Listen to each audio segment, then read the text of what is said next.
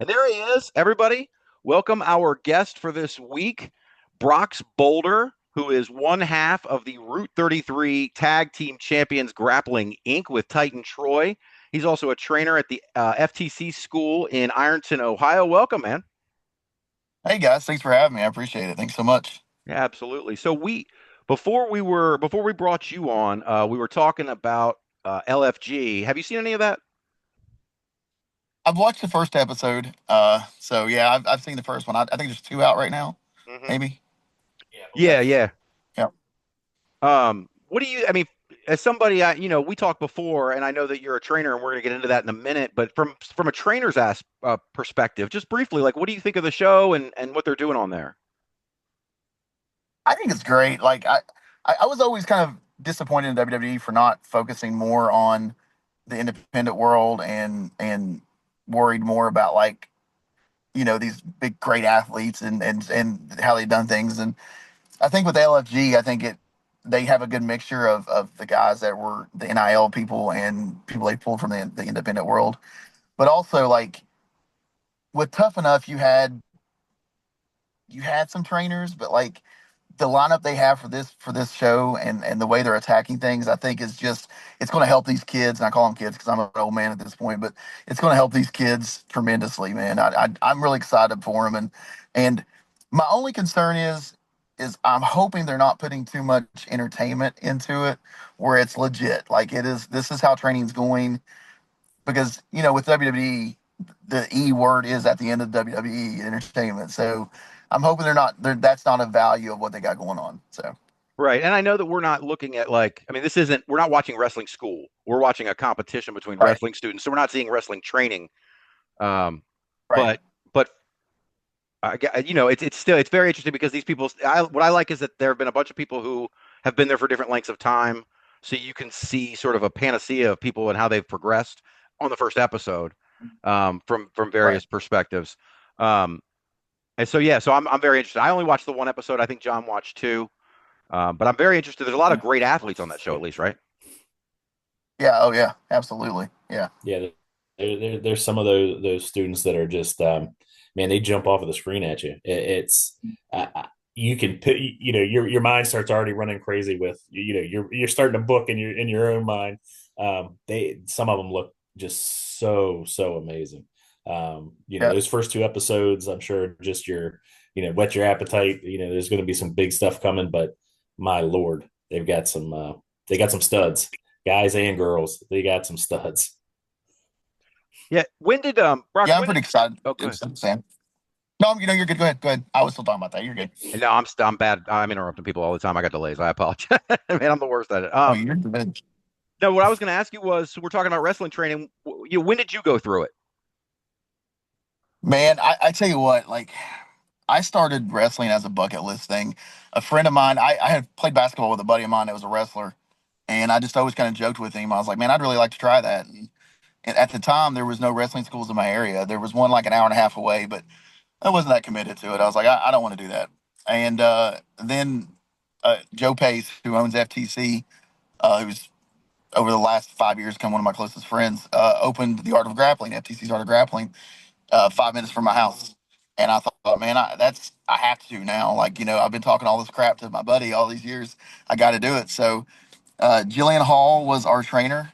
WWE Diva Jillian Hall was our trainer when we first started, and that was in December of 20. So I'm just now in my fifth year of wrestling, but I've been blessed with Jillian Hall as my trainer, and then Bobby Blaze, who was Smoky Mountain champion, WCW guy, who actually just pulled up beside me. He just pulled up. It's training night actually. Um, he Smoky Mountain former Smoky Mountain guy, WCW guy. He's been all over the world. So my training has came from world class trainers and athletes. So um, little secret too, I started training at 39. I'm 43 years old, so I started training at 39. So I jumped in the game real late. Um, but I've had a lot of really good people behind me, Bobby and Jillian. I've taken a lot of great seminars in our areas. A guy named Chance Prophet, who's worked everybody in the world, and I've got to do some stuff with him. So I've been really fortunate to have the pedigree that I have, and it's really excelled me in the business pretty quickly. So Right. Awesome, Now, man. So what yeah. I'm hearing, Bob, is you got time, brother. Dude, that's all I've been. Yeah. It's the only thing I heard too. Yeah. Um, so I've done some interviews with promoters because I'm really interested in the wrestling business, and I almost cornered Jesse for 2 hours, Jesse McCumbers, until she put a time Love her. limit on me. Love James. uh, but so I'm going to try to corner you a little bit. Well, I tried to corner her about Sure. business because I'm very interested in the business of the Mhm. wrestling business. With you, I know nothing about wrestling school and wrestling training. Just, I mean, I don't need you to go Okay. on for an hour, but what can you tell us about sort of the structure of how wrestling training is from beginning to, I guess, to a certain point? Without I'm very much I'm an old school guy. I was taught by old school people. I don't like to really give too much about how the sausage is made, so to speak. But really, when it comes to training, you really want to be trained in the safest way possible, and without pulling the curtain back too much. You want to know that the dance partner in front of you is as safe as you are, and that the object of the game is to deliver a match that people will deliver a match that people will love and that people will appreciate while not um by being able to walk away from it. So in training, you want to learn the basic stuff. You want to learn how to bump right. You want to learn how to hit the ropes. You want to learn how to do the lockups and things and keep people safe. That's basically what you want in wrestling training. And I know that's really vague, and I apologize. But I'm really, like I said, I'm one of those guys that kind of here's the curtain. I'll pull it back about this far, and that's it. And and I love the fact that you want to learn more about it. Joe Pace, who owns FTC, allowed me about a year ago to start running shows here at the Art of Grappling. So we treat our so we have FTC is a promotion and the Art of Grappling is a promotion, and we treat it like NXT and WWE. So our FTC Art of Grappling is our feeder system for FTC, and so I took over running events here at the Art of Grappling about a year and a half ago, and we've ran probably 20 events since then. And it's on my shoulders. Like Joe's like, well, here it is, buddy. You want to learn how to do it? You're doing it. So I book the matches, I book the talent, I do everything that better people than me are doing, and I'm learning on the job while also wrestling. That's the cool thing is, I'll sit back there and run the music and make the matches and everything, but then I'm like, oh crap, come run this music. I gotta go wrestle, and come back and go back to promoter mode. So I took a very big interest in training, but I wanted to learn it all. I wanted to learn how to promote. I wanted how to book. I wanted to learn how to do singles, tag team. I learned how to be a manager. I want to learn how to ref. I've done all this stuff in my short time, and I'm just that guy. I wanted to learn everything behind the scenes. So when it comes to training, I anybody that's listening, I would definitely encourage to learn the business as a whole, not just don't kind of corner yourself in one aspect of it. Learn it all. And I can only say that with it's worked for me, but you look at what Paul or Triple H, whatever you want to call him, is doing right now. He started out as terrorizing, and now the dude's running the biggest company in the game. So, no pun intended. Right. Um, as far as like, so I guess my question about wrestling school, I guess maybe is more is again, if I'm pushing too far, let me know. But I was really more about the structure of Oh, it. So like on LFG, okay. you see like what they presented to us on LFG was okay, you've got this guy's been here a week and this guy's been here 9 months and this guy's been here 2 years. Is there like is that how it is at most wrestling schools where guys hang around until they're ready, or is there like a graduation and then people hang around because they don't feel like they're ready? Or you know what I mean? Like I guess that's kind of what I'm trying to get to. Is Right. there a time where they progress and move on? So I guess it's with anything else in life. Like uh, you learn at your pace. So I started in December of 2020. My first match was in February 21. So 3 months later, I had my first match. Ooh. I had my first match with our with our champion of our promotion. So here I am, still wet behind the ears, green as baby crap, and I'm wrestling the top guy in our company. But I've been an athlete my whole life. I've played basketball, baseball, football. Um, Still to this day, I play softball and leagues and basketball. I've just tried to stay active. I guess it really depends on who you are and what you're doing. 3 months for me was my first match. Here currently, we have students who are um, 5 and 6 months in who haven't had their first match in front of a live audience yet. The other thing too, as far as graduation goes, how we do things here may be different from everyone else, and that's why I love what we do. we treat our school as more of a wrestling gym, opposed to, there's no graduation date. So we have some of the lowest fees in the area as far as wrestling schools go. And then we have access to Bobby. Uh, and so this guy's coming in twice a week and training these guys and girls, and allowing me to assist him. And we're trying to treat it as a Planet Fitness or a gym. We have 2 rings, we have weight equipment, we have tanning beds, we have massage therapists on staff. We have a bunch of stuff to help you be what you want to be in this business, whether it be a ref, the manager, whatever you want to, commentary, anything, ring announcer. So as far as the school goes, it's based on you, man. It's based on how well you progress, how fast you progress. Because like you said with LFG, I have guys here that's been here 2 months, and I've got that are locking up with guys who's been here since day one. So it's like that everywhere. Yes, it just really depends on you and your commitment to what you're doing. Mm-hmm. When And I'm very okay. long winded. I'm so sorry. I'm a talker. I'm so sorry if I'm blowing you guys up. No, you're fine. I'll apologize to you because I'm a lawyer during the day, so I'm used to asking question all the time. So I'm on the I love opposite it. side of you. I love it. um, so then talk about transitioning out. So you're at Art of Grappling and you're training and you're doing other stuff. When did you branch out and start working for other promotions? And how did that happen? I guess. So like I said, I had my first match 3 months out. And actually the guy that I had my first match with at about 4 months in, contacted my trainer, Jillian at the time, Jillian Bobby, and said, "Do you think he's ready to kind of branch out away from FTC?" And Jillian and Bobby gave me their blessing, and that guy kind of took me on the road and put me in some other places all over Ohio. Uh, that guy, without pulling the curtain back too much, I don't really want to give who he is, but yeah, he put me on the road with him, and so I was probably 4 or 5 months in before I started branching out and going to other places, and that itself is a great training. I have always said that I've learned more from Bobby in a van driving from town to town or wherever we're going than I have in the ring in there with him. So, and Jillian the same way. So, uh, getting in the truck with this guy and traveling 3 and 4 hours one way, wrestling for 15 minutes, and then jumping back in the truck and heading home. I've learned just as much as I did in that truck and that truck ride as I did when I was in the ring with the person I did. And then being in the locker room with certain people, because you'll go to these independent shows and they'll be 10, 15-year veterans. That's all they've worked of it as independent, but they're great. But also on those shows, you have these legends who are kind of coming down, but they're still wanting to work. And so they're on independent shows. You can pick their brains. I've shared locker rooms with Devon Dudley and the Sandman, Shane Douglas, Scotty Too Hottie, Rikishi. Rikishi and I actually, he made a post and called me a noose on Instagram one time. That's my claim to fame. Nice. So I've got to share locker rooms with some of the greatest in the business and pick their minds. Uh, Devon Dudley is a funny one. Uh, he had given me and Troy, my tag team partner, some tag team advice on a move that he saw that we done. He said, "I love it. It's so original." He said, "And it's so simple." He's like, "But try it this way." And we tried it that way, and man, I'm telling you, just like that, we got a bigger pop than we ever did. And I told him, I said, "Man, I appreciate that. I don't want to pay you, but how can I repay you?" And funny joke, he said, "You got a blonde that's funny with big boobies." And I said, "Yeah, I got a trainee. I can bring her to you." And I brought that girl over to him, and he was like, "Oh, I was just kidding. I was just kidding." And he just thought, and that girl was like, "Are you pimping me out to Bubba Ray Dudley or Devon Dudley?" I said, "I sure am.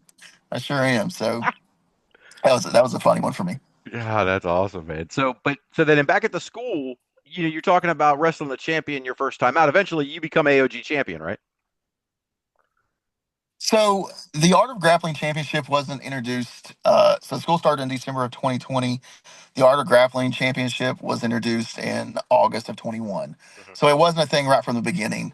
I'm looking at the owner. I'm doing an interview. I'm sorry. I get on this interview, sure will. Sorry, guys. I'm so sorry. You're fine. That's the boss man for FTC. But yeah, so the autograph, the championship wasn't created until August of 21. So less than a year later, and he kind of introduced it as a surprise at an event. We had a battle royal, and Joe Pace went out there and made the announcement. Winner of this match wins the inaugural AOG championship.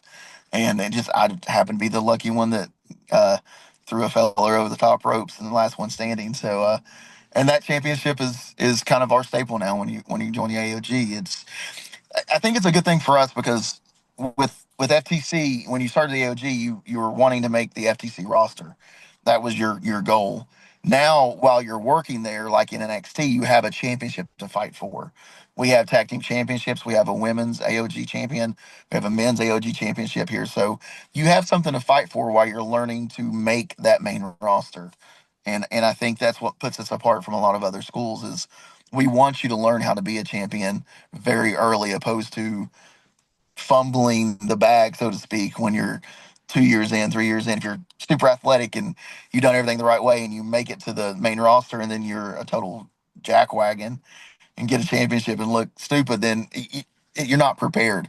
We want you to be prepared on every level here at the Art of Grappling. So we strive to be as professional of a professional wrestling school as you can be. Right. So Yeah, absolutely. And I think one of the things about, well, who's your current champion? Who's the current AOG champion? one of my trainees, lifeguard Ross. His name's Ross Burton. He's a senior in high school, and we've had him for a little over a year. One of the most athletic kids I've ever seen in my life. One of the best attitudes I've ever seen in my life. Down to earth, humble. He'll tear a ring down. He'll put a ring up. When we do shows here, I'll call him, "Hey Ross, I need some help at school. I'm on my way."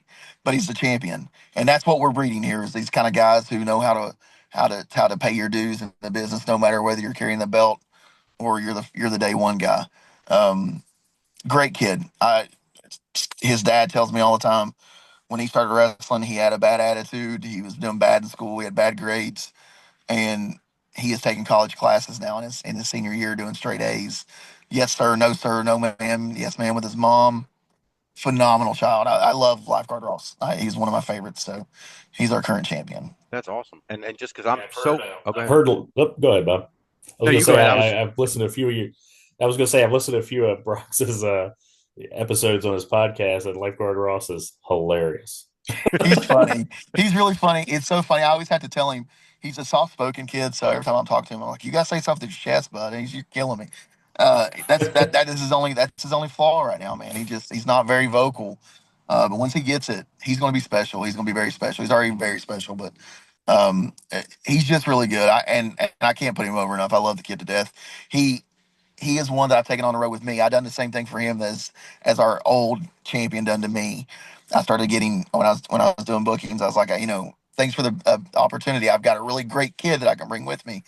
And I done the same thing with Troy and another guy here at the school. When there's kind of the four of us, we kind of call ourselves a clique.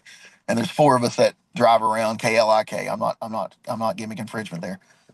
We so we kind of traveled all four of us together and hit these towns, 4, 5, 6 hours away, and lifeguard Ross has learned just as much in a car as I did Bobby in a van when we were traveling. So right. pay it forward, man. Pay it forward. Definitely put these young kids over. Get them out there. Don't be. I hate these gatekeeping veterans in this business that are trying to keep their dream alive. And I understand that it's a dream, but these kids, these young guys, they're the ones that keep this business going. You know, let's put these kids up in front of us. Let's make them the superstars. Stop trying to gatekeep. I hate gatekeeping in this business, and you'll never catch me doing it. It's just not a thing. I hate it. Yeah. So Oh, yeah, no, absolutely. I love that.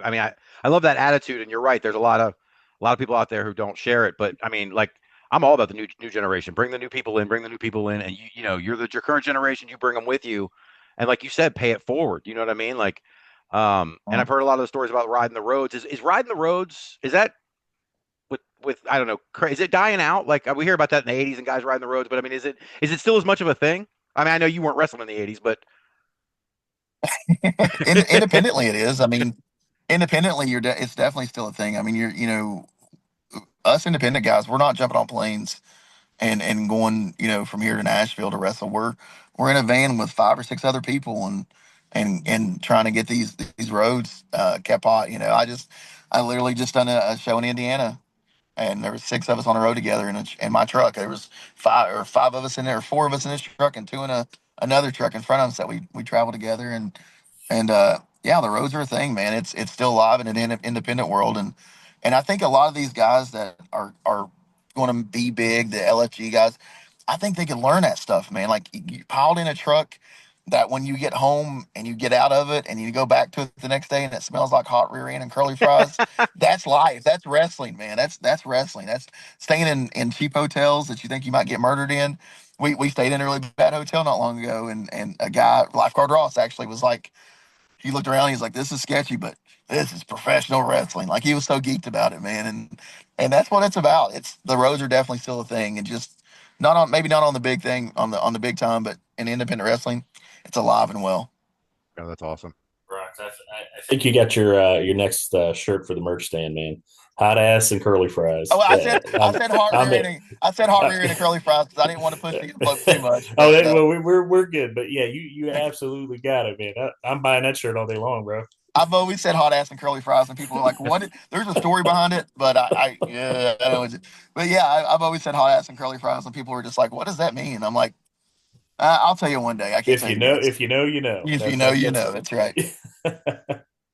Oh my goodness that's gracious. awesome, brother. We had a trip to South Carolina one time, a road trip.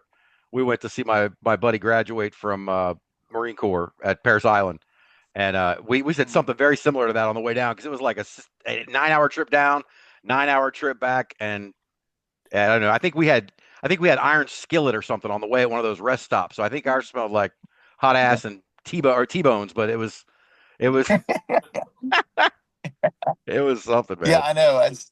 We actually we just got back from we got back from Indiana a couple weeks, a couple it was 2 Saturdays ago. We always meet here at school and then we pile in and drive out.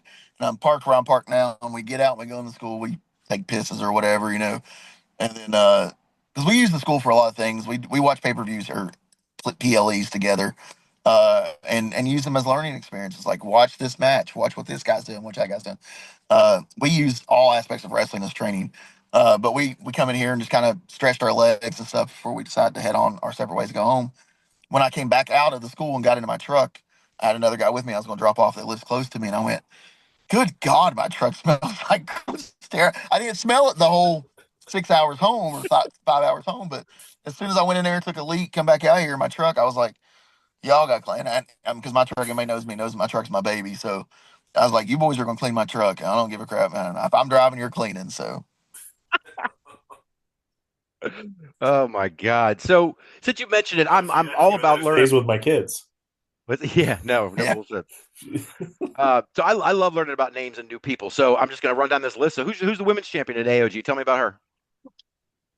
Sarah Bubbles. Sarah Bubbles is our current AOG Women's Champion. I have the greatest story about Sarah Bubbles. You guys picked the wrong person if you have a time frame tonight. Um, I've got stories for everything. I'm telling you. Good. So Sarah Bubbles is a friend of mine. I've known her long before she started wrestling.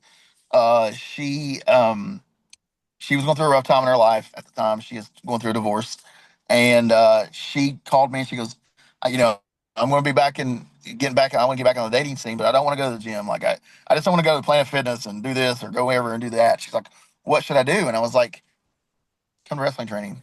She was like, you're ignorant. I ain't doing that. She's like, I made fun of my ex-husband for watching wrestling. That's the dumbest crap on the planet. She goes, it's dumb, and I don't use the F word, but it ain't real, and that's not the four-letter F word you're thinking about. I don't use that other one. Oh, right, right. She said it ain't real, and just and I said, listen, come to training. This one, Jillian was still with us. I said, come to the training, give it 2 weeks. If you hate it, cool.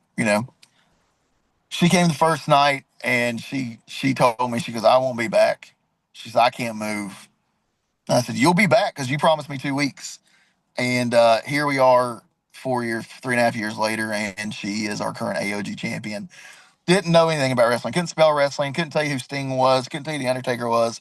Knew nothing about wrestling. And here she is, running the roads, keeping them hot, carrying our championship, and is absolutely enamored by it. And is so over. That girl could go out and wrestle a broomstick, and people would love her. She comes out to girls just want to have fun with bubble guns and just pink hair. And I wish that I could just step out the curtain and do nothing and get the crowd going like she does. It's ridiculous. But I'm not a blonde with blue eyes, so there's that. So it is Right. what it is. Yeah, yeah. No, Sarah Bubbles. I mean, I've heard of her before. We met.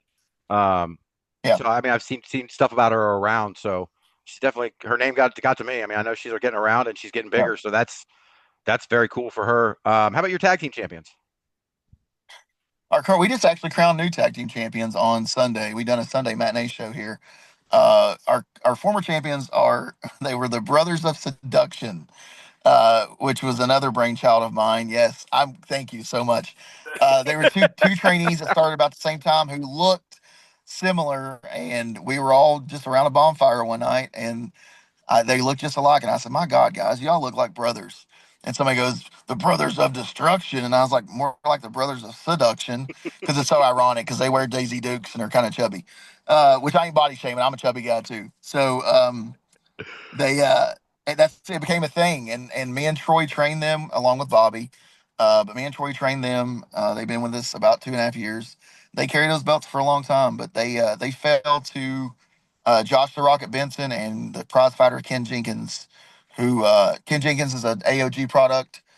The Rocket Josh Benson actually was originally trained at the Nightmare Factory in Georgia, and then he came to us after he graduated that one. He came to us to continue his wrestling education. He's been with us about 2 years. So those are our new tag champions. They just happened on Sunday actually. So good for them. They're buttholes. They're buttholes, but good for them for doing what they did. You know. Right. Yeah, I actually think I saw when I was putting together my champions for the week, my new champions for the week. I think I saw Ken posted a picture of him with one of the belts on Sunday Yeah. after winning them. Yeah. So very cool for them. Yeah.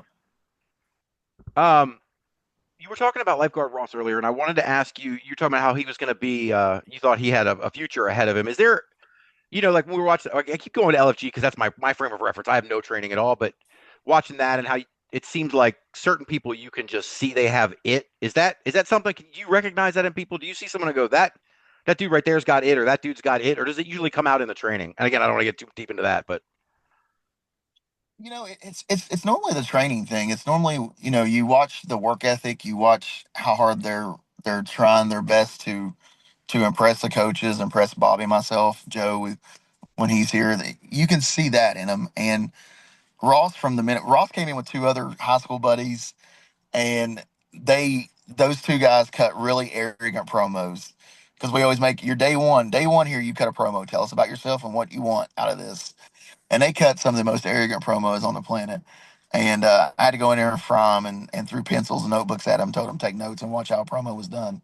And and Ross was the one guy that didn't cut an arrogant promo. He was very focused. He listened to the task. He said, "This is who I am, and this is what I want." And then you listen to that, and watch what they do in training every week. I don't know what's going on here. I'm sorry, my phone is going crazy. I apologize. no, I Um, hear but we listened to his promo, and then we watched week after week after listening to his promo, know that he was doing exactly what he said he was going to do in his promo. And it also goes back with Ross in particular. Hey Ross, I need you to do this. Got it. I need you to be here to do this. I'm there. Paying dues, respectful, doing stuff at home. Being a better son, a better student. So you look at Lifeguard Ross, and you can see that. You see that. Um, we've had guys and girls come through here that they wanted the accolades, they wanted the crowd cheers, but they didn't want to put the hard work in. And going back to that four-letter F word, people can say that this business is that all they want, but it takes a real athleticism. It takes a strong-minded person to put your body through what you got to do. And this is as much as an athletic um, sport as anything else. And you see pretty quickly whether wrestling's for somebody or whether it's not. right. Um, so Ross is a special case. He was right off the bat. You could tell, but we've had guys come through there. I'm like, I don't know, and now I'm like, that they're killing it. They're killing it. So Right. I guess it goes to answer your question. I guess it really depends on the person. To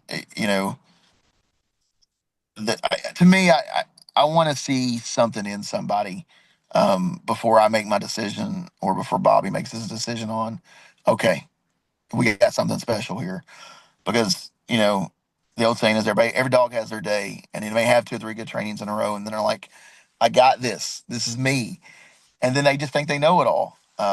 We've seen that too. Two or three guys they take perfect bumps on day one, and they're like, "This is me. I'm going to kill this," and then they stop listening. and then they suck real bad, and they can't figure it out, and then they blame the trainer, and it's not the trainer; it's the person that's not listening to the trainer. So I guess it really depends on the person and then what they want to be. If they want to be special, they'll be special. Yeah.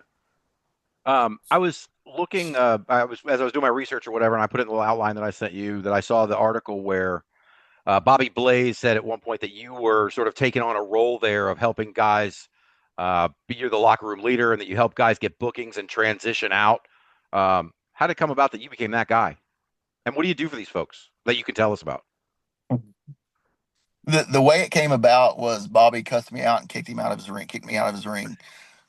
We This is my favorite story. I tell everybody this story. It's my favorite Bobby Blade. Well, one of my favorite Bobby Blade stories. We were working on training. We were in a ring one night, and I wasn't anybody at the school. I was just a trainee at the time, and he was kind of aggravated, and he said, I'll give you guys compliments when you earn them. And anybody that knows me, Bobby will tell you, I'm harder on myself than anybody could ever be hard on me. And I said, well, I guess I'll never get a compliment then because I was pissed off about something I had done wrong that night. And Bobby thought I said something about him.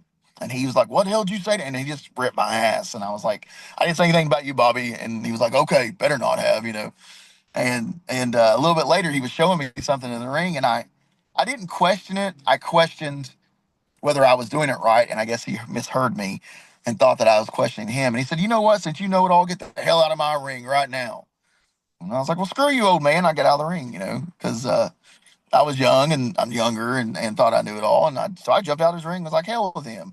Hell with this. Hell with everything. I'm out. And I sit and stewed on it, stewed on it, and stewed on it. And then I was walking out of the building. I was going to walk out of the building, and Bobby walked by me and just blew by me. And I thought, you know what? It ain't going to work that way. We're going to hash this out. I'm going to go talk to this guy. So I followed him to his car, and we started talking.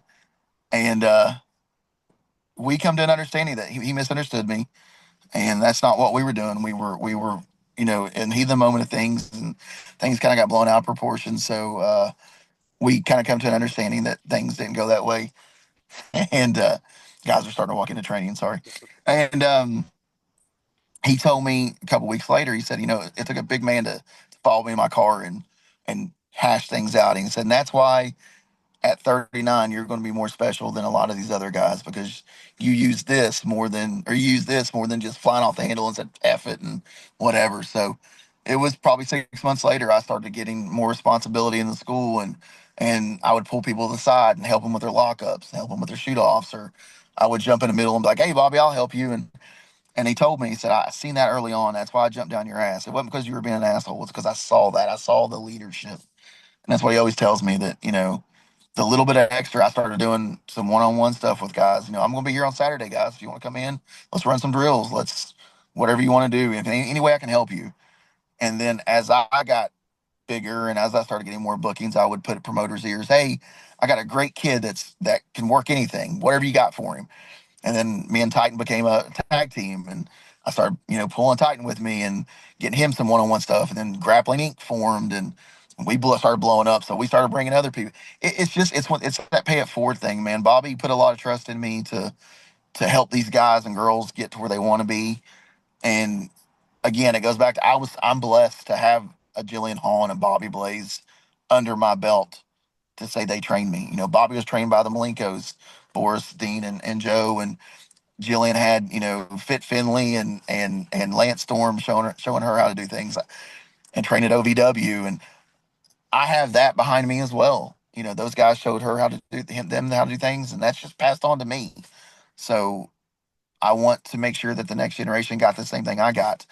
I'm not these guys. Bobby and Jillian are far better than I'll ever be, but I have their blessing, I have their knowledge, and I want to pass that on because they're great people. Very cool. Um, Shoot, I was listening to that story, and oh no, I know what my next question was. I don't have a transition for this because I didn't know you were going to mention it. But what's the other Bobby Blaze story? Well, but that's one of my favorite Bobby Blazes is him kicking my ass out of the ring. That's probably one a my favorite Bobby Blaze story. I can't tell my favorite one. I don't want to the the world would I think cringe if I told my favorite Bobby Blaze story. But there is a funny story. So Bobby will murder me that I'm going to tell this story, but I'm going to tell it anyways. I'm going to tell this story anyways. John, make sure we So tag Bobby in the post when we put the podcast up, and he's going to murder me. Okay, so Bobby Blaze, I guess one time was at a signing and seen Nyla Rose. And are you guys familiar with Nyla Rose? Mhm. I am. I'm sure Bob is. Okay. Absolutely. So Bobby had seen Nyla Rose, and they shared an area together to do signings.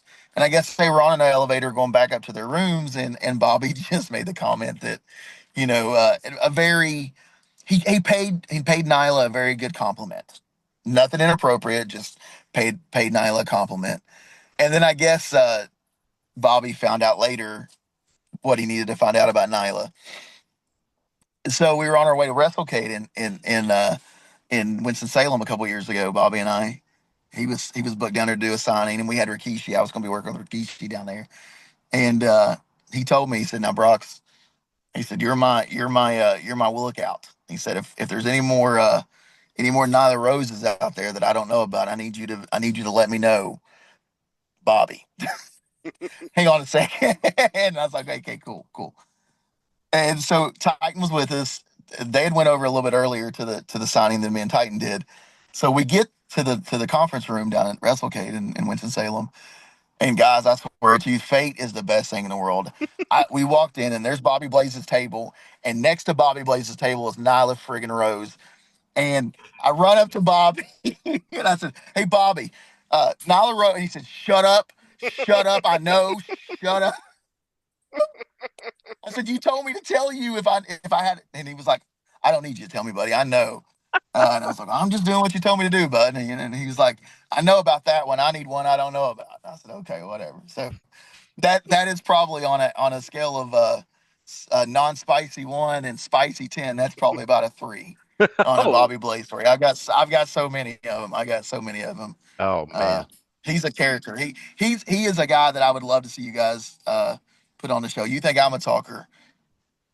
Bobby Blaze can talk, and he's got stories for days. I had Buff Bagwell on my podcast and heard a few off camera stories about Bobby Nice. when he was at WCW. So that was really good. Yeah, yeah. I'm gonna So be there in Spencer on Saturday. We'll talk about that in a minute, but I may try to corner yeah, you and get some of those other stories off camera from definitely, definitely, Hey, so definitely. so speaking of Route 33, and one of the things I put in the outline for you was about seminars, and the obvious question that well, the one thing that I noticed when I'm looking at guys like because I scroll a lot, like for me, I like to people that that I know if they have something going on, I usually like to share it on my story. So I share a lot of seminars. I share a lot of guys that are like, here are my dates for March, things like that, so that they can get their name out and Mhm. people know about them. So I've never been to a seminar, obviously, but I see a lot of ads for them, and virtually none of them, ever describe what the person is going to do in the seminar. Is that the curtain, or is there more to it than that? I don't think it's so much the curtain. I think everyone does different things in their seminars. We had Rip Rogers here for a seminar one time, and quite literally, it was a 2.5 hour seminar, and he sat on the apron of the ring and told stories and talked about what you could do to be better and things like that. And then we spent the last 30 minutes of the seminar chaining. All we did was he started a timer. He said chain, and 15 minutes in, there's some of these people that don't know what they're doing. They're blown up. They don't know what to do, and we're still chaining. He just wanted to see you chain. And that's all it was. And chaining is working in the beginning of a match. Mhm. And so that was a Rip Rogers seminar. Not suitable for women at all. Rip Rogers is on a 1 to 10 spicy. He's about a 20. But I love him. He's so knowledgeable. He's great. Um, but I've done a Scotty Too Hottie seminar where he done the same thing. He told stories. I done a Bobby Fish seminar where we got in the ring and we done stuff. Jamie Noble, who is a current WWE producer and one of the main producers of WWE, just done an evaluation here at our school about a month ago, and we done matches and he critiqued them. And I think it's based on the person. I really think that seminars are based on what the class wants. Every seminar I've ever been to, they've been at. I done one with Gangrel, where we didn't. He laid in the middle of the ring, on it like like this on his stomach, kicking up his legs, talking, and it was the most educational thing I've ever been. Like one of the things he said in his seminar was, the think about it this way: the camera on a wrestling event is the bank, and your face is the money. Put your money in the bank because that's what people want to see. And it was the most intelligent, simple thing I'd ever heard. But in a seminar, that's what I wanted to hear. So it really depends on the person, and I think if they know what they're talking about, like Gangrel does, that was great because guys needed to hear that. So you're not really pulling the curtain back too much on seminars. I really think I think that most very well integrated into the business people know that you need to read your audience, just like in wrestling. When you hit the ring, you need to read your audience, and good trainers or seminar people know that. Look at the class. What do they want? What do they need to learn? What Take the opportunity to teach what they need. Mhm. Um, I've been to very few seminars. I've been to a ton of seminars. I've been to very few seminars that don't say the same thing that Bobby says every Tuesday and Thursday here. So while I'm not encouraging people not to go do seminars, I'm encouraging people to train with people who know what the hell they're talking about. Mhm. I've been to seminars where people say, and this is pulling back a little bit, think, shoot, then work. Think you're shoot fighting, really fighting, and then work someone. And I've heard every come through these doors say that. But you know where I heard it first? Bobby Blaze in March of 2021. Mhm. So I think that's great that we hear that on a regular basis. And you've got guys like Jamie Noble who never got his flowers, but is a producer in the biggest company in the world. That should tell you something. Who said the same thing Bobby says every week. So um, train with train with reliable, notable people that know what they're talking about, Yeah, and yeah, they're John. out there. It doesn't have to be guys that's been on TV. They're out there. They really are. Mhm. John and I were just talking about Jamie Noble. I think was it Memphis Wrestling, John, that he did that seminar a couple weeks ago. Um, Yes. yeah, we were just talking about how amazing Jamie is, and just how like I think John said if he was 6 inches taller with Vince, the whole world might be different because he was just amazing. Yeah. Um, Yeah, and that was the thing is Vince loved those big guys. He loved big guys, but Jamie could go out there and do anything. And I've said this about Jillian. I want to throw this out there. As my tag team partner gets out of his car, to my right, I'm gonna do an interview. I'm doing an interview. Yeah, best technical wrestler in the business, right there, Titan Troy. Uh, I've said this about Jillian. I think Jillian. But well, first, let me back up. Buff Bagwell said to me on my podcast that Bobby was always known as the best worker in the room, no matter where he went, which was a big praise from a guy like Buff, who shared the locker room with the people that he did in WCW and WWE, WWF, whatever. So for Buff to say that about Bobby was great. I've said this about Jillian. Jillian, I feel like, was a prisoner of her time. She was a prisoner of the Divas era, where they cared about what you looked like in the skimpiest clothes and the brightest blonde hair and the bluest of eyes. Um, but let me tell you about Jillian Hall. Jillian Hall is one of the best workers, and anybody that's listening to this that's a worker or a wrestler knows what I'm talking about. Jillian Hall was one of the best workers I've ever seen. Getting to share the ring with her was a freaking honor and a privilege on my part, because if Paul Triple H whatever was in charge then, like he is now, and he puts the emphasis on the women's wrestling like he does, Jillian Hall would be at the top of the class with the Becky Lynches, the Charlottes, the Rheas, the Tiffany. Hall would be there right. if they would have focused on her as a worker instead of what she looked like. She would have been the top talent in the room. She's a very beautiful woman, and that's why that's what they look. That's what Vince was looking for. And I'm not crapping on that at all. That was the era. It is what it is.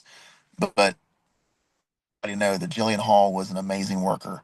She was an amazing person in the ring, and from December of 2020 to March of 21, those 4 months there, Bobby wasn't here yet. So everything that I have installed inside of me from day one came from Jillian. So my Oh, techniques, cool. my basics came from Jillian Hall, and I absolutely love that I have that. She tried to kill me. Is what I tell everybody. There's a lot of guys that wouldn't survive Jillian Hall.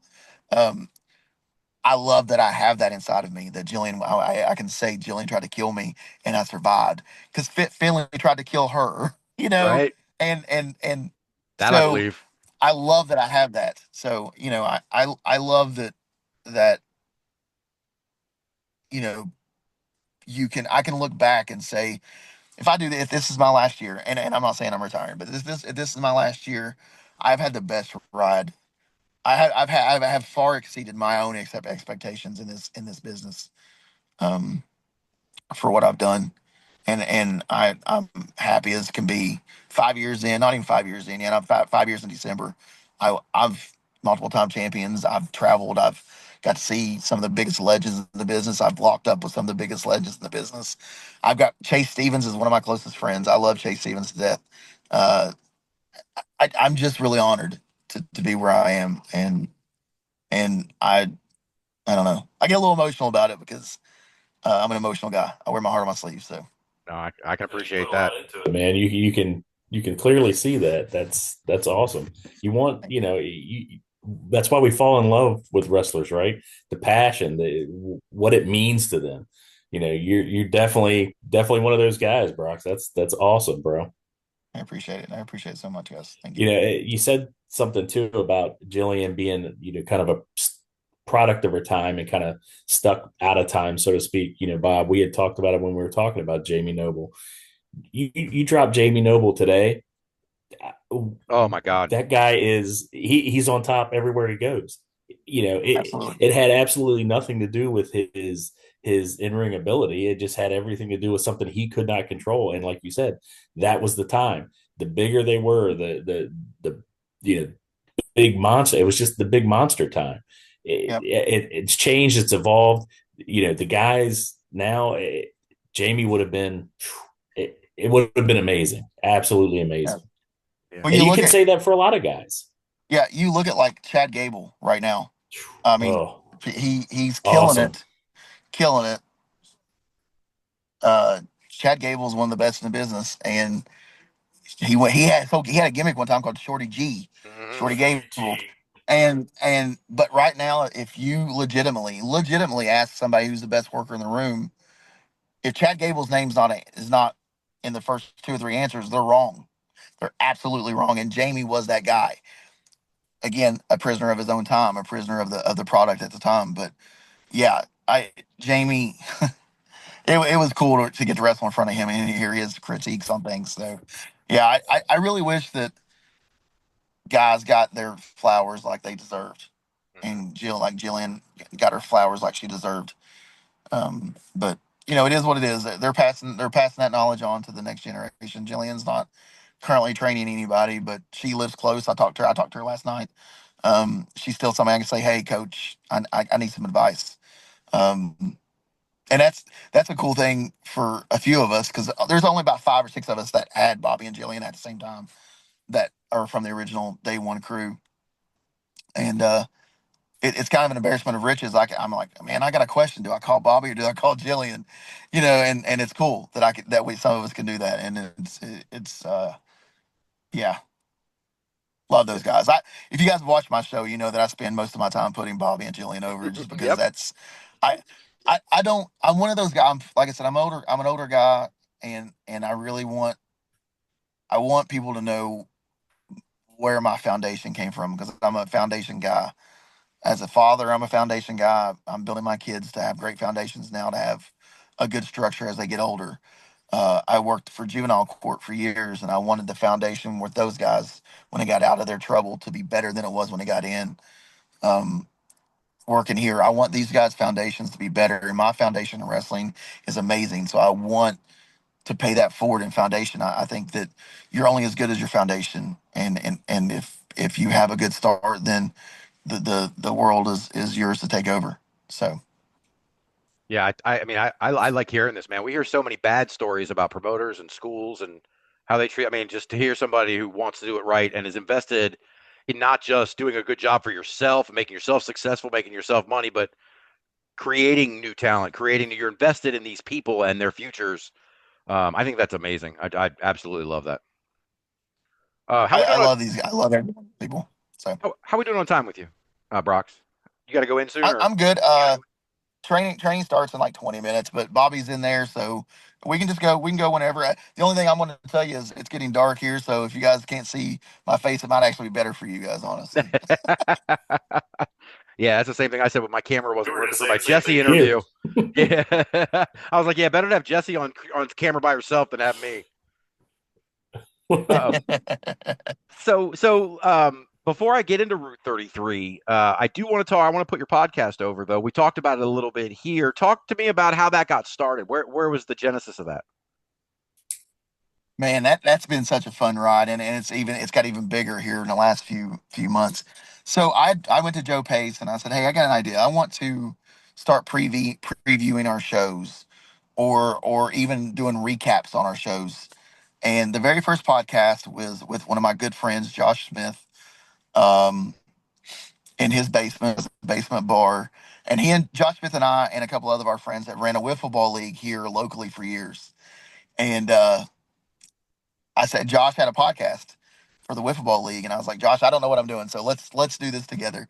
Josh is not a wrestling guy, doesn't know anything about wrestling, but he came to one of my shows and was like, let's just recap that show together. And Josh doesn't. Josh has one of the best personalities on the planet. He can talk anything with anybody, even if he doesn't know it, he can do it. So I recapped that show, and then it started out as a recap of our events, and then I don't know where it turned into. I want to interview people. I think when I started getting to more locker rooms and getting to more promotions and started meeting people, making friends, Evil Nate. I don't know if you guys are familiar with Evil Nate. Even Evil Nate's one of my close. I love Evil Nate. I'd bury a body for Evil Nate tonight. I love Evil Nate. Smarty Mark. Smarty Mark's a referee. He trained here. I love Smarty. There's so many people out there that I'm that are my friends that are the closest. I've not had closest friends in my life other than the one that I've met in wrestling. And so I wanted to start talking to these people. I wanted to hear their stories, their origin stories, what got them into wrestling, why do they love wrestling, what is it that makes them tick in this business. And it just turned into that. It turned into hearing their stories. And I tell anybody that comes on my podcast, I think doing research for a podcast and getting some information on your guest is great. I think that's a very professional, great way to do things. My podcast is an organic podcast. Let's just talk wrestling and see where the hell it goes, or let's just talk life and see where the hell it goes. And my podcast, some of them have been off the rails. Mhm. The Black Dahlia page, the Chainsaw I was Queen. watching that last night. I don't know if you guys are familiar with her. She's one of my closest friends, and some people think me and Dahlia hate each other. She's one of my. I love that woman to death. Um, that's just our dynamic. We just bust each other's balls. Um, I just love learning people's stories, and it's just involved into this. I'm going to talk wrestling, and I still do preview shows for our events here, and post show events and things like that. But the majority of what I do is legitimately just getting to know somebody, or what they're doing. Lifeguard Ross is coming up to my truck. Okay, thank you. Lifeguard Ross, hang on real quick. I'm doing a podcast. Come here, man. We're doing a podcast. This is the future of wrestling right here, guys. This is Lifeguard Ross. Hey, This nice is to meet you. Lifeguard one of my favorite Ross. The people. champ. One of What's my going favorite on, people. champ? Not much. How you guys? Good, Good to good, good to see you, see you. Good to man. meet you. All right. Yeah, you're still in my spotlight. Get back in there and train. All these guys are like my little brothers and my little sisters. That's just, you know what I'm saying? That's just, but yeah, my show just turned into that. It turned into me talking with people that I love in this business and talking about the business that I love. And then recently I got an opportunity with the Wrestling Society Network. I don't know if you guys are familiar with that or not. I've heard you I mention it. got a chance to, yeah, I got a chance to. They're a company based out of Texas, and they have a bunch of live shows that they do. There's an app you can download that has movies and uh, uh, old wrestling events and stuff like that you can watch right there on the app. There's a website. They have all kinds of social. They have every social media you can think about, and it's just wrestling. And that's all it is. And they do a live show, and they were looking for new host for a show that they used to do called Watch Along, where they would just watch something and then people would talk about it. and they put out a thing on their social media. Hey, who would be interested in doing this? And they had a lot of people send videos, and I was one of the many videos that got sent in, and I was very fortunate to be chosen to be the lead host for WSN Watch Along. And I've done some spots with other shows that they got going on there, Mhm. and I got a really good future going on with WSN. Hopefully, then they'll bring on the hitting the ropes program of mine. Um, but it's turned into something. They liked what I done on my podcast. They liked my interview video. And it's turned into this. So I just, when I'm done, when I can't do this anymore, when I can't wrestle anymore, I want to stay in the business. I can obviously be here to help train, but I always want to learn people's stories. So I want to do social media. I want to do commentary. I want to referee. I want to ring it down. I want to do it all, man. I'm that guy. I call myself Mr. FTC, and that's just because I want FTC to succeed.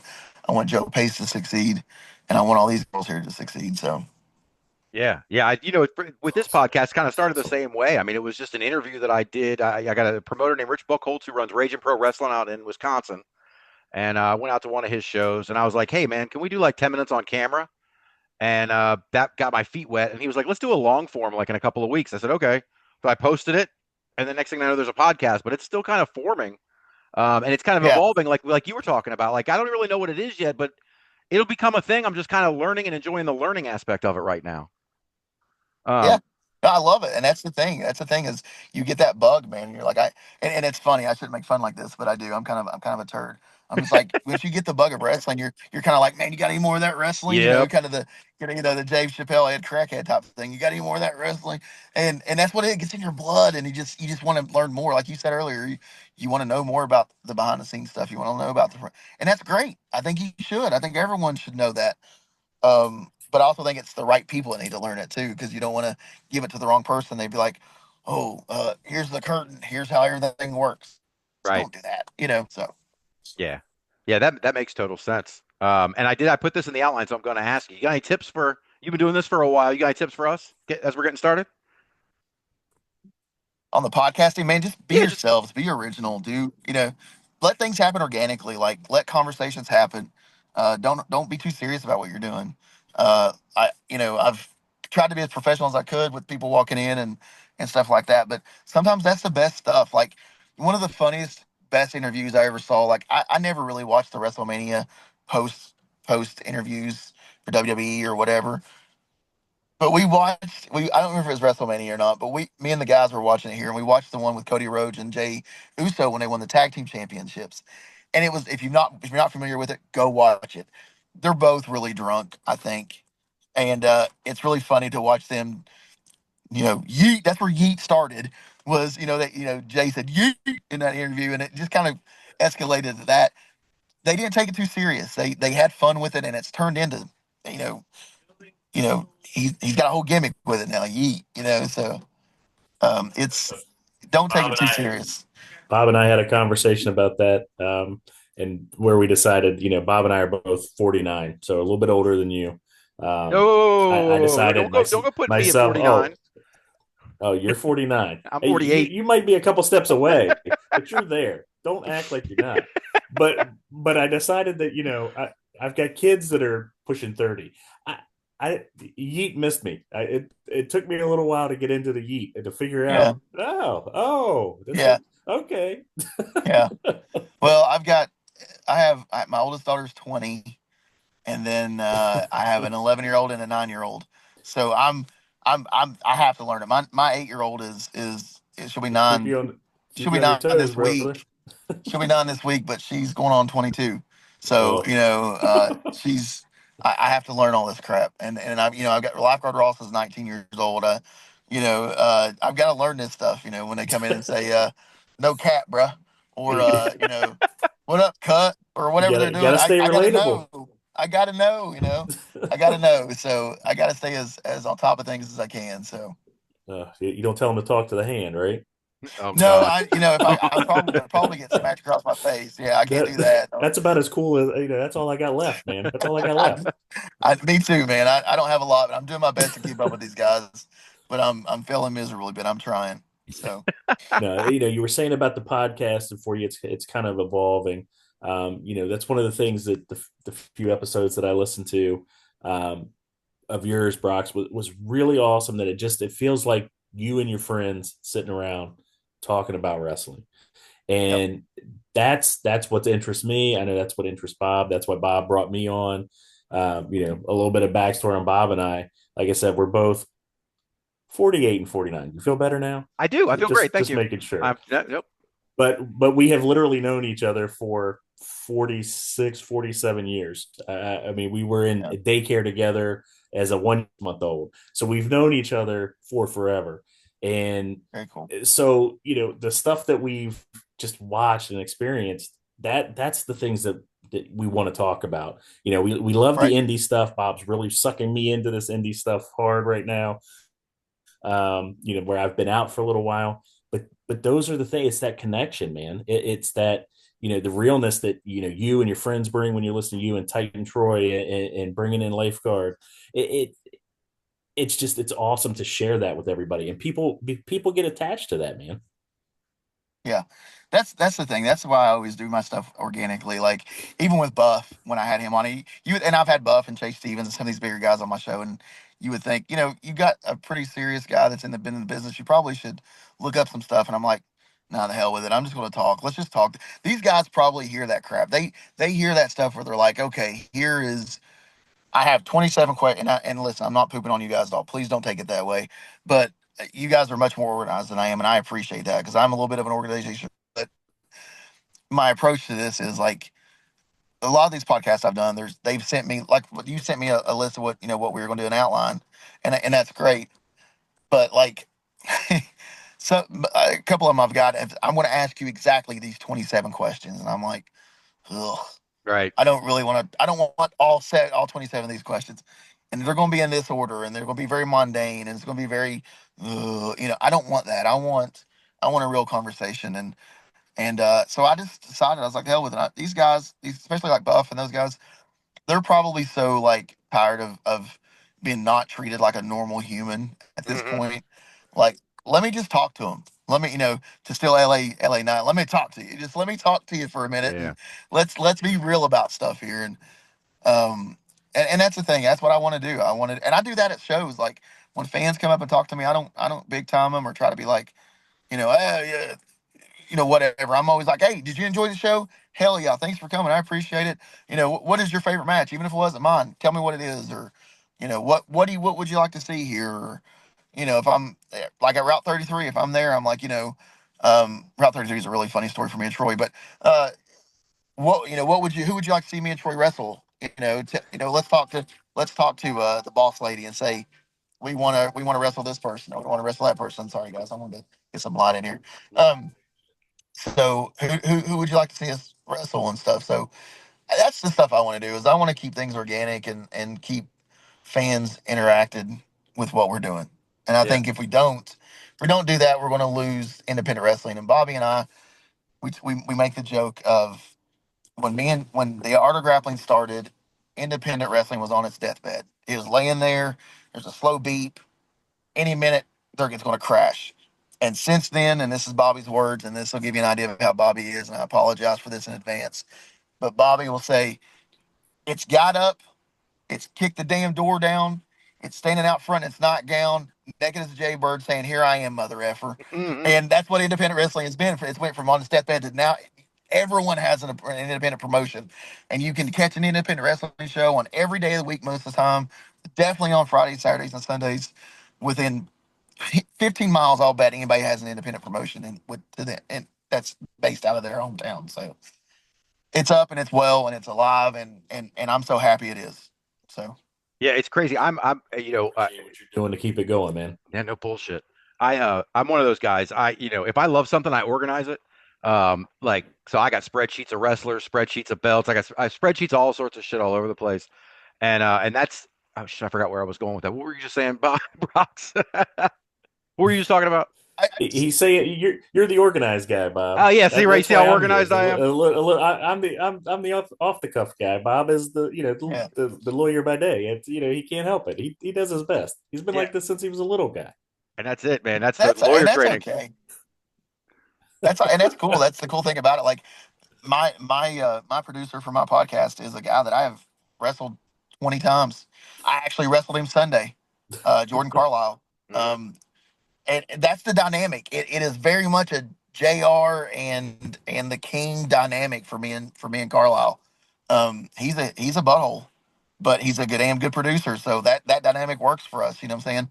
I've wanted to reach across the table and smack the piss out of him, but he's one of my, he's that guy. So it is what it is. But organization's great, and I do that. I do that with my podcast, but like, I'm trying to stay on time, and I got all my podcasting gear labeled and everything. But when it comes time to talk, let's just talk wrestling. Let's let two dudes or dude and a chick or whatever. Bubbles is hosting my podcast for me.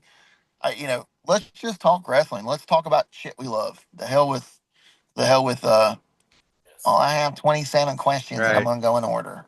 Right. Like that's just my thing. And please don't take that offensive, guys. I'm No, not no, I'm not no. pooping on what In fact, I mean, about. yeah, I mean, I am organized, you know what I mean? But I mean, like I said, my outlines are sort of tend to be talking points because, like, in court, it's that way too. I mean, you can go into court with a witness and have, a list of questions that you're going to ask them, and it all goes off the rails after the first or second question. You have to Yeah. be able to adapt. Even if you're organized, you have to be able to adapt. Right. Absolutely. And I was a social worker for 10 years.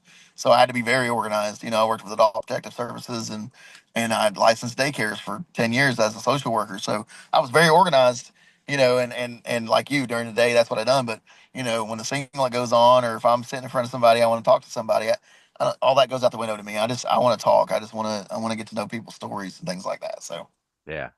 Yeah, no, that's why it's good. Like I like having guys like on you. You say you're long-winded, but that does really good for me because I need to get good at just sitting back and letting people talk about things. You know what I mean, and tell stories. yeah, So this is absolutely. awesome, and you're great at it. I really appreciate it. That was the other thing Thank I was you. going to ask you about the podcast. Oh, you mentioned the producer. What's the benefits of having a producer? It's just me and John right now. Tell me about having a producer. So for the first year and a half of the show, this was it, guys. I bought a podcasting kit, and I had a microphone, a box, and I plugged it into my laptop, and I used my laptop's camera facing me, and I had a microphone. I could do like the little clappy clap and stuff on the box, and it was me. I was the producer, I was the host, I was the booker, I was everything. And I thought, man, how much cooler would this be is if I found someone that could push go live and put the comments on the screen and really kind of just focus on that and let me focus on the person's story. Because if I'm producing and I'm listening to someone talk, but I see a comment, I want to put it up there, like I get it almost would look like I'm not interested in their story or what they're telling me by like, oh, hang on a second, let me put this. But the producer can just put it on there while I'm talking to the guy, and then if it catches our eye and we talk about it, cool. If not, it is what it is. So the benefits for me to having a producer is I get to focus on the story, I get to focus on the person, I get to focus on what we're doing, and that guy can focus on everything else that's going on. And Jordan Carlisle is an arrogant prick, but he's a good producer. So Yeah, no, all those things you're talking about are things that I'm starting to realize are becoming cumbersome. So, yeah, I get it totally. Um, so let's see how I don't know how we're doing on time. I know you said you got a long time, but let's talk about Route 33 for a minute. we're You good. said it was an interesting story how you got Absolutely. there. Yeah, so Bubbles had got booked there for a show and just had mentioned to Jess and said, I know these guys, and then I messaged Jack because I do a lot. I do that. I message promoters to places I've never been before and said, hey, here's a resume, here's some video, here's who I'm trained by. Just like I'm trying to get a job. That's what it is. I'm very professional about it, and I met and she had put a word in for me, and I had messaged Jess and just like, yeah, I'd love to get you up here, and we went and worked. We went and worked one show, and this is how it happened. So, uh, Reese Ramon is another trainee we've had here, and Sarah Bubbles, and they got a long history of not liking each other. And they were put in a tag match against then tag team champions at Route 33, Hero Napier and Michael Anthony, who have been just running rampant at Route 33 for years, kind of doing what they want to do. And they got thrown these two, Bubbles and Reese got tossed in this tag match against these two monsters, and Bubbles got hurt, and it pissed me off. I got Bubbles in the business. She's kind of like my little sister, and it pissed me off. So I messaged Jess. I said, "Hey, listen, you've got a Michael Anthony Hero or Michael Anthony and Hero Napier problem. Grappling Inc.'s got the solution. Give us a chance." And she abided and she gave us a chance, and that and Hero's changed his ways. He's seen that Michael Anthony was the problem, or Hero has changed, their perspective on things. Michael Anthony was the problem, and Hero's doing better now. But Hero Napier took a chain to my face, knocked me out with a chain, and they got a pin in our first match there. But Boss Lady decided to give us a second chance at him, and then the second chance at him, we took their damn titles from him. So that's the interesting story. We were there 2 times, and the second time we were there, we were their new tag team champions because, like I said, we were the solution to their Michael Anthony Hero Napier problem. And I'm here to tell you, when Grappling Inc. says they're going to do something, we by God do it. So That's awesome, man. I tell you what, listen, talking to Jesse, she has a Michael Anthony problem. That's for damn sure. yeah, Michael Anthony is a problem. Michael Anthony has a Michael Anthony problem. That's the thing about it is he's a big dude. He hits hard, but at the end of the day, he tried 2 times to get his titles back, couldn't do it. 2 different partners. He needs to move on, and he's going to move on March 1st. But like I told him on Facebook the other day when he made a comment, I'm really glad he's moving on to other things because we're not the ones. Me and Troy are not the ones to be tried. Like, those titles are ours. We made a deal with Boss Lady, bring us back, give us a chance. We'll take care of your problem, and we'll represent your company with a lot of professionalism and honor, and that's what we're doing, and that's our deal. And we accept all challenges. Uh, we got Chaz and Beefcake coming up on Saturday, so that'll be a challenge for us too. But uh, bring them all. Knock on our door, we'll answer. We ain't skirt, The so bring it on. Beefcake is someone I've seen a few times over at EWA in Baltimore. So I'm familiar with Beefcake, but I'm not so much with Chaz Monroe. How familiar are you with Chaz? I'm not familiar with either one of them, if I'm being Uh, completely honest, and it's not for a lack of trying. Uh, I don't want to give too many secrets away here as far as like our plan for Saturday, but I'm more familiar with them now than I was before I knew that they were the ones that we were challenging or challenging us for the belts. Me and Troy are students of the game, so once we found out that it was Chaz and Beefcake, we done some research, and they have been making the rounds as a tag team, trying to get their flow together because tag team wrestling is a beast in itself. It's not like getting there by yourself and doing it. There's a lot of planning goes in that. You've got another person you've got to work with, and there's a thing there that you got to do. So they've been making the rounds trying to get their camaraderie down. But I got news for them and anybody that doesn't know this. Troy and I started the same day here at the Art of Grappling. We started December 1st, 2020, the same day. The same people trained us. The same we've been at the same seminars. Troy and I, there is no other people on the planet as a tag team that are on the same level with other than maybe a brother team like the Hardys. Troy and I are as close as you can get in a tag team. We learned this business together. We've carried gold in this business together, and we're going to continue to do that. So, Chaz and Beefcake, they need to do their homework because if they don't, the best damn technical wrestler in the business and the bully is going to make sure that they're going to go home with their tails tucked between their legs. nice, nice. Now Michael Anthony's got the Jägermeister in this big grudge match on Saturday too, right? Absolutely, and I'm gonna be honest with you. Michael Anthony's gonna have his hands full because he's not one to mess with. I would say this, like, Michael Anthony dominated that tag match that he was with when he was with the Jägermeister. That we defend our titles in the last event in December, but I feel like Michael Anthony might have had a better chance to hold on to the titles if he would have not been such an arrogant prick and let Jaeger in there. Uh, I think Michael Anthony's in for a rude awakening, and it's these rude awakenings are going to continue to happen to him. The rude awakening of Hero was sick of his shit. The rude awakening of he's not going to carry these titles for the rest of his life that we gave him. And Jägermeister is going to continue that on this Saturday, and he's going to give him a rude awakening as well. Yeah, I'm looking forward to that match, man, for sure. And then the boss lady announced it on my podcast before she put it on Instagram. But then you got this gorgeous Morgan Taylor and the Mountain King. Uh, I guess he just won the Battle Royal at the last show, and then he's going to cash in here at this show. He's announcing in advance. Right. I don't know much about either one of Yep. these guys. So uh, Gorgeous George has been their champion for a while. He actually, I've not done a lot, and I'll be honest with you. Like when it comes to, I look at me and Troy, and even me, just in our singles lives, we look at our opponent in front of us. Um, we have our keep our eye on the locker room as a whole at our L 33 because you never know when you have championships, you never know who's going to come for what you have, and targets are on your back whether you're a tag champion or a singles champion. Now the Mountain King is a different story. I know the Mountain King. He's a big, tough, hard hitting son of a gun, and uh, pretty boy better become prepared because the Mountain King's going to hit him.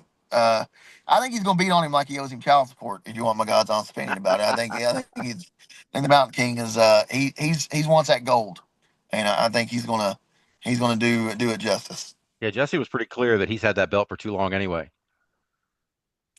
That's how she felt about Hero and Michael Anthony, but specifically Michael Anthony. Yeah. So Let me ask you about you. I was asking Jesse about kind of I don't know partnering or working in conjunction or synergy with other promotions or whatever. You've got the school in Ironton. She's in Spencer. Is there a partnership there between the school in any way? Are you guys uh, talent exchange or partnerships on anything like that? Are you guys working I together? don't know that I would say partnership. I wouldn't say partnership, but I do appreciate the fact that Jesse is very apt to trust me specifically when I say, "Hey, this person would be a great addition for your show." She's done it with Lifeguard Ross has been a part of Route 33. Um, one of our trainees now is doing her camera work in kind of a pay your dues type of thing. Um, uh, Jordan Carlisle has a match this Saturday uh, in an inaugural tag or an inaugural championship tournament that they're starting. So I wouldn't say partnership, but I mean honestly, I'm okay with that. If that's what it boils down to being a partnership, I'm okay with that because I really like Route 33. I like how they do things. They're very old school, and I always say this about Jesse and Route 33 specifically. I love that Jesse is on point with everything. Everything. Not pulling the curtain back, but the stuff that's behind the curtain, she knows what's going on. While she's out there watching the matches, she knows what's going on. Dealing with Michael Anthony, she knows what's up. Jess, I love it. I was raised by a single mom. I'm a girl dad. I have two daughters, so I love to see something you don't see in wrestling every day. First and foremost, but the fact that the boss lady is out there killing it when there are people in the business who have done this for a long time that don't do as well as she does Hmm. and doesn't care about it as much as she does. I love that and adore about her. So I wouldn't call it a partnership, but I wouldn't not call it a partnership because she's put a lot of faith in Troy and I, and she trusts us on our opinions on things, and I absolutely adore her. And so if that's what it is, that's what it is. If it's not, and it's just a good working relationship, I'm okay with that too. I absolutely would do love what they're doing. Right. Yeah, absolutely. And then she was on your podcast recently. Huh? I mean, I saw bits and pieces of it, but mostly just the Michael Anthony stuff. Yeah, yeah. I made a joke that I'm going to start keeping tabs on people who's been on my podcast so many times. That was her third visit to my podcast. I have to do like SNL does that fifth host. You got that magical fifth time hosting club. I'm gonna have to do something like that with being on the Hitting the Ropes podcast because is like she's done it three times I think, and so yeah, it's I really like Jess, like I said, and Josh, her husband, who helps her run the he says he doesn't help her run it, but come on. I mean, I've been there. I know what's up. I love Josh to death too. Josh is an amazing dude. I love Josh to death. As a whole, the McCumbers are some of my favorite people. That's awesome. I'm interested though because I'm not too familiar with that area. When I was asking, you and I were talking about seminars earlier, and Jesse was talking about Cheeseburger coming out there. Were you at that seminar? I wasn't. That was the one event that she had asked us to do, and Mantroy was already had obligations at another place, so we didn't get to participate in that one at all, unfortunately. Right. Well, yeah. When I was asking her about the seminars and bringing in big name talent, to headline your shows and things like that, she was talking about how Spencer's a very kind of a special area where it's not really like people aren't necessarily very I don't want to say sophisticated. That's a terrible way to put it, but sophisticated wrestling fans, like they don't watch WWE, AEW, TNA, ROH. If you brought in Hulk Hogan, they would know who he is, but maybe not too much further below that. Um, is that how does that compare to Ironton? Because I know you guys aren't that far apart, and you're kind of on that line near Kentucky. So Spencer and Ironton are almost 3 hours apart, Oh, and so Spencer's a cool little place. Um, Being from Calixburg, Kentucky, which is a town about the size of Mayberry, and Ironton's not very big either, but I mean we have some great time. I know our high school football team won the state championship this year in Division 5 Ohio. So we've got some cool things. Marshall University's 15 minutes up the road. So I live in a really cool area, but Spencer is a very cool little place. If you blink, you miss it, and I think that's the charm about it. Like their ways are the ways that, like for me, my grandparents done the way things, and they're so humble in what they do, and they're so appreciative about everything there, and they're not wrestling fans that's going to know who Aleister Black is. They're going to know Hogan. They're going to know Ric Flair. They're going to know these guys, but they appreciate the wrestling they have. mm-hmm. So you got to be very selective about who you bring in, and I think Jess does a really great job about that. She brings in people that will respect the culture of Spencer, Yeah, and I think that's what makes that little town great. It reminds me of Calixburg, my hometown, and people joke about me that I'm the man of 1,000 hometowns because me and Troy bill ourselves from Ironton as Ironton's our hometown. Calixburg's my hometown, legitimately. I live in Ironton. And Ash, I'm from Calixburg, so like when we're here, I'm like we've been announced as Ironton from Ironton, Ohio. When I go home to Calixburg, if we wrestle there, like from Ironton, Ohio, by way of Catlettsburg, it's Brox Boulder.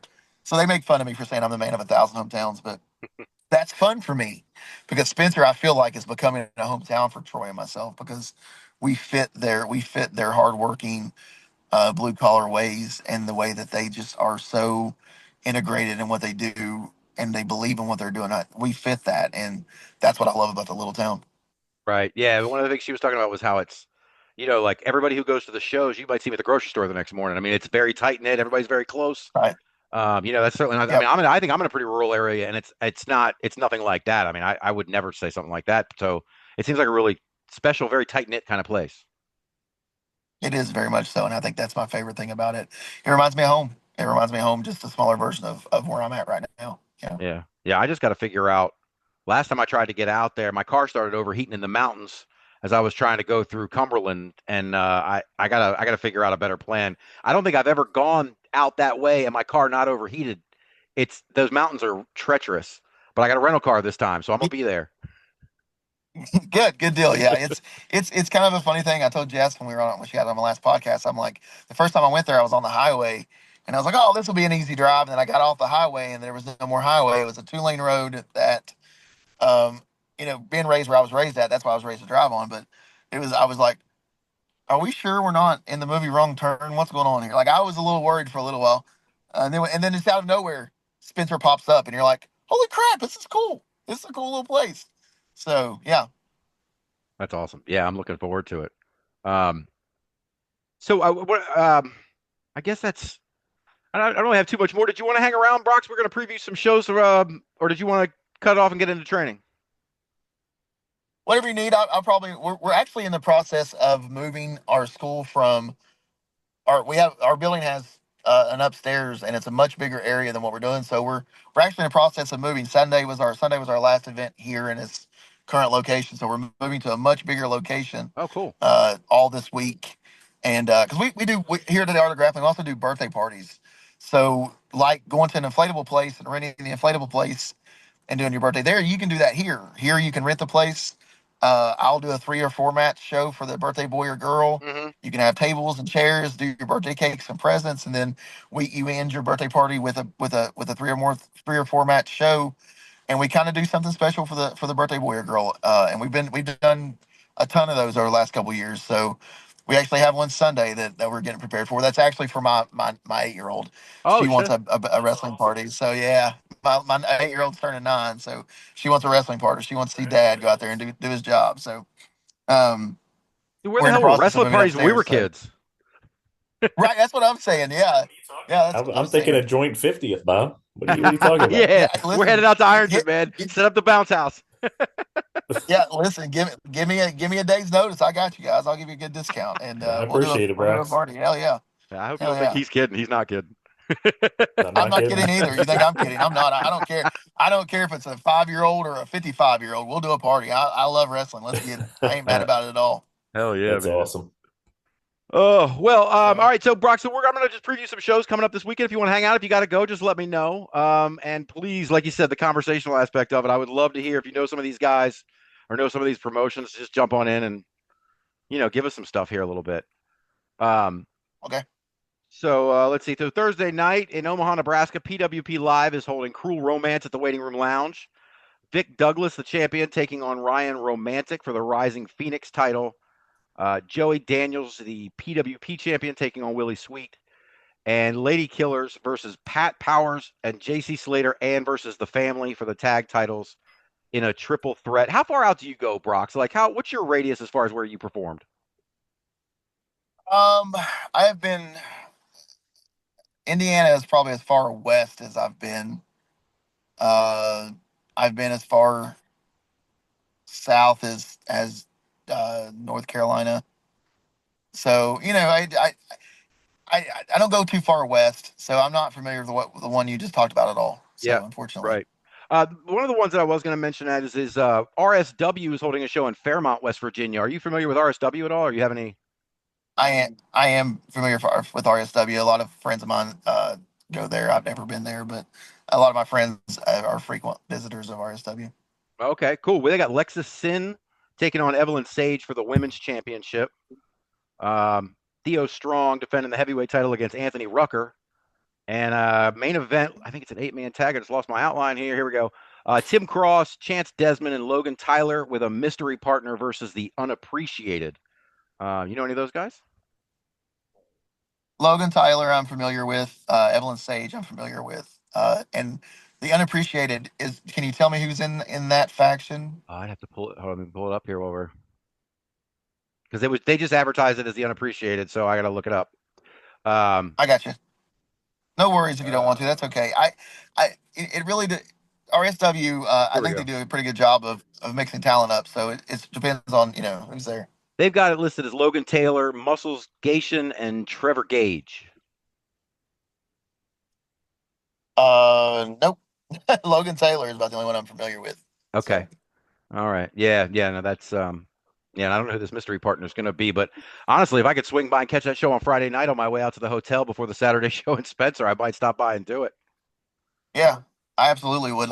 I'm the guy, man. Like I like when me and Titan aren't traveling, or me and the other guys aren't traveling. The click group I told you, we will go to a wrestling show, and it's so funny. We I love going to. We've performed for MVW before out of Nitro, West Virginia. We've wrestled there before, but we've taken it into other shows because honestly, as a guy that books shows here, I like to go to different promotions and see talent, see what where can I get new guys to bring in with our people. But we've been to quite a few promotions. MVW is the one that sticks out where we've been there and there's something going on in the ring and the crowd's chanting, "We want Brox," or "We want Titan," or "We want Grappling Inc." And we're just like, guys, we're innocent bystanders. We paid to get in here too, Uh, focus on the guys that are actually doing what they're supposed to be doing. But it's fun. It's fun to be sitting in the crowd and hear, "We want Brox," or "Where's Grappling Inc." or whatever. That's a really cool thing for me to be sitting in the crowd and or to walk in and a kid be like, "Oh my God, it's Brox," and you get a hug or That's awesome. whatever. It's cool. It's very cool. So Yeah, I'll bet. Speaking of promotions in West Virginia, one of the ones that I've been to a couple of times is World Domination Wrestling Alliance. Are you familiar with those guys? You ever work with them? No. nope, not familiar. Where are they based out of? They're closer over to my side here in Maryland. I think Martinsburg. Okay, So I guess that's okay. still quite a Not drive familiar for with you. all. Yeah, not familiar with them at all. Not when I'm not. Last year I worked. I think I was 47 weeks of 52 last year Wow. working on the weekends. Over 100 matches, sometimes Friday, Saturday, and Sunday. Sometimes just Saturday. So a variation. So my card's pretty full right now. I would love to work with some newer promotions, but man, we've got some really exciting things going on with Appalachian Mountain Wrestling, which is I can't tell you where they're based out of because they run all over Kentucky. Uh, Kyle Maggard is a promoter there. Does some TV stuff. They're actually premiering a show tonight on YouTube. Um, that's going to be every Tuesday at 7 o'clock. That's going to be something that's going to be really cool. We're partnering with them. They're going to actually do an event here with us on March 16th, Stone Cold Day, 316 Day. They're going to use our new arena that we're going to into. I'm working with them a little more. We're partnering with them, and so I'd really like to work with some new promotions. But man, I'm telling you, like we're me and Troy and these other guys, we're all over the place already. That I don't know that I can fit in any more promotions in. That we work for BGW Battleground Wrestling out of Winfield, and of course we're with Jess at Spencer and Elevate Pro Wrestling. They're everywhere in Kentucky. Blaine, they're down in Tennessee. Is their newer promotion? They're really great. Uh, so we're kind of all over the place, and it's tough for us to get new places. But man, I might try some new places in 2025. We'll see if I can fit in a date somewhere. We'll give it a shot. But yeah, It's crazy to me, man. Like I was when I was talking to Rich Buckholz the last time, he was telling me about Joey Avalon. I don't know if you know who Joey is, but yeah, he was saying, yeah, Joey was upset because last year Joey only had 99 matches and he was pissed that he didn't get to 100, and that shocked the shit out of me yeah, because I'm like, back in the day, these WWE guys are running the road wrestling 5 nights a week. That's one thing, but nowadays, 100 matches means consistently at least two a weekend or three in one weekend and one the next. I mean, that's every yeah. single weekend. That's a lot of work. It is, and a lot of guys, some of them are pulling double duty on shows. If you're working a tournament or um, if you work a match early in the night and then a buddy of yours needs a tag team partner later on because he got screwed, you're working two matches, man. So uh, matches add up quick. I, if I had an actual number, I think I had 127 matches last year, Mm, and some of them were 2 and 3 a night. And like I said, I worked 47 weeks of last year, so there's 5 weeks I didn't do anything. But that doesn't that doesn't it sounds crazy, but it's really not that crazy when it could have been just a Friday and I didn't do anything Saturday and Sunday, right. or it could have been just a Sunday, or it could have been just a Sunday, Saturday, or it could have been all three. It's really tough, man. And but the independent world is out here killing it. Uh, I don't want to shit on nobody. If you're in the independent wrestling business and you're making towns and you're doing what you love, then hell yeah, brother, or hell yeah, sister, keep doing it and do your thing. And you know, I posted something on my Facebook today that said, Cain killed his brother and still wasn't the accepted one. Don't hold people down because it may not work even no matter what you're doing. And I believe that. Don't shit on people. Don't hold people down. Raise them up. If they're not on a level that they feel like they want to be, try to help them if you can. If you can't do it, find somebody that can. This is a brotherhood. It's a sisterhood. It's a family. Stop shitting on people and get out there and do the right thing for each other. Yeah, and that's one of So the things when I was starting to do all this blog and this podcast and stuff that I always made sure to keep to myself was staying positive and not getting into, you know what I mean? Like I don't post stories about, wrestler X from Pennsylvania got arrested the other day on a possession charge, or, wrestler, whoever, this happened over here, right, this promotion, this controversy, or this guy was making sexual advances towards women. Like I don't cover shit like that. I'm not interested in shit like that. I'm interested in the wrestling business, how great the wrestling business is, and learning more about it. And you do that by bringing people up. You tear enough people down, there's gonna be no people left. So right. There's nothing. And again, like I said earlier, I'm a foundation guy. You build foundations, and if you're trying to knock a foundation down, what the hell are you doing? Like, don't do that, man. You're not helping that person. You're not doing anything by doing that. I mean, there's people that obviously in life you're going to meet people you don't like or you don't agree with. And I have those people, but I'm not going to. I mean, I've always said this, and I've seen this somewhere. And this is not in the Brock's original, so I'm not going to take credit for it. But I've always said that just because you don't sit at my table to eat doesn't mean I want you to go hungry. right. I still want to see you eat. I still want to see you survive. It doesn't mean that you have to be at my table. But by God, eat. I want you to eat. Mm-hmm. At some point, if you can come sit at my table and eat with me, hell yeah, brother. Here's a seat. Sit right next to me and eat. But just because you're not at my table right now and eating doesn't mean I want you to starve.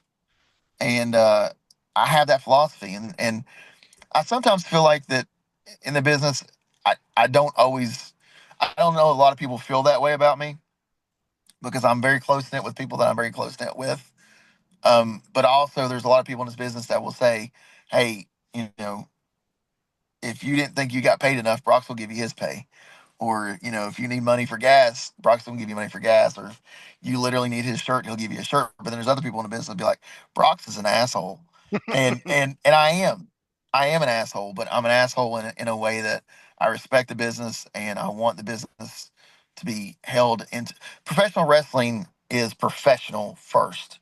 Be a professional, Yeah. So I hold that very near and dear to my heart because Bobby and Jillian put that in my head. Joe Pace puts that in my head, and that's how I feel about it. So Right. Right. Absolutely. Yeah, very cool. Very cool. I'm gonna go over one more show, then I'm gonna let you get out of here, Brox. I just want to know if have you ever okay, worked with Voltage Wrestling? Those guys are out sort of Western Maryland and West Virginia. You know anything about those guys?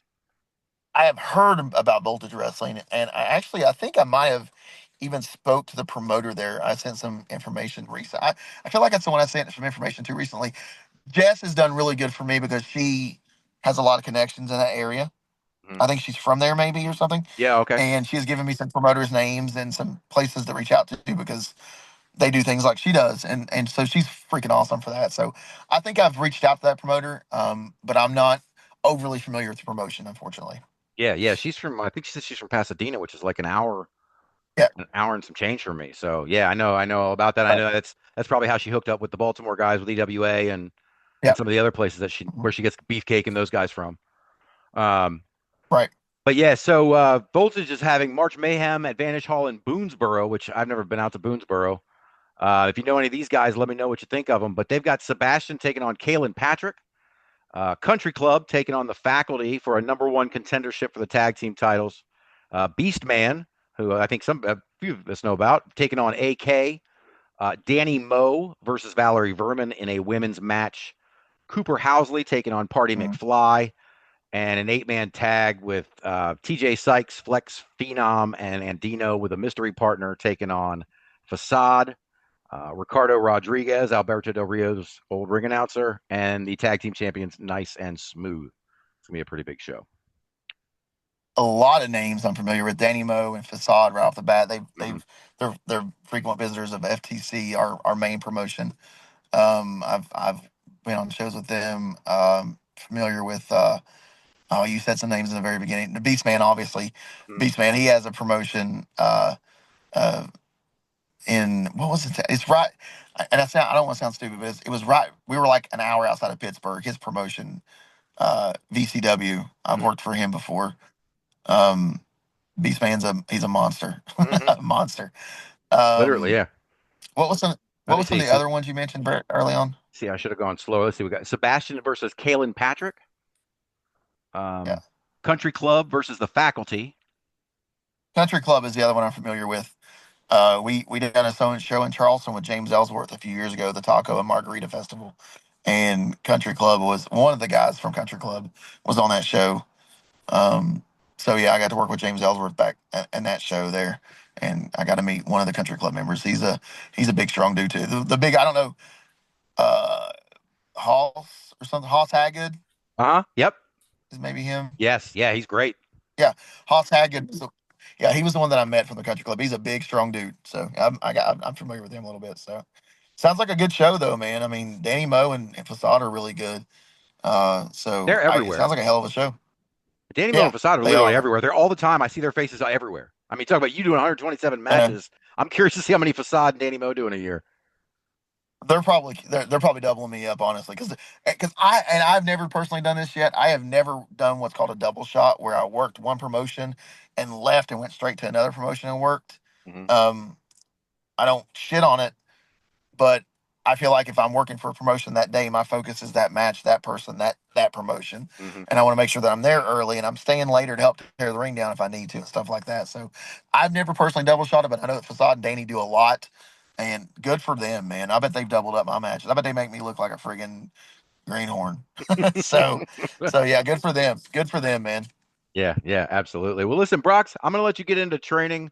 We've been going about 2 hours now, and I really appreciate you coming on, man. I appreciate you reaching out to me in the first place. It was very cool. As a podcaster, I'm still struggling getting guests, so so you made this one really easy for me. So I'm still trying to figure that out. I got a whole school full of people that would love to come on the show. So you let me know if you need somebody one week, and I'll send you a good name. Hey, I really That's appreciate it, awesome, man. Brox. Thank you, man. Yeah. Bobby Blaze will be the first one. Bobby, and I'll go right in there and ask him if he'd be interested, and I can let you guys know. But Bobby would be a great one for you guys. Oh He's my a big gosh. name in the business. People love Bobby Blaze. No one respect. I've never went to anywhere where Bobby and I've been where somebody was like, "F that Bobby Blaze guy." I've never heard a person on the planet say anything negative about Bobby Blaze. And if they do, I will punch them in their mouth. I love Bobby Blaze, but he'd be a great one for you guys. He's got some great stories. He's a talker, and he's my dude. He's my mentor, and I love him to death. So yeah. Yeah, absolutely. Appreciate it, brother. I will certainly take you up on that.